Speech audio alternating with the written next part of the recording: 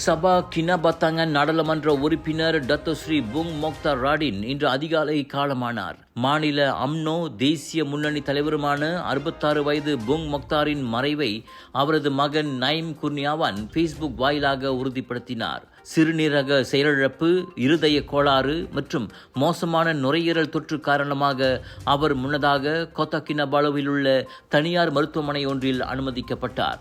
அப்போதே உடல் மிகவும் கவலைக்கிடமான நிலையில் இருப்பதாக தெரிவிக்கப்பட்டது.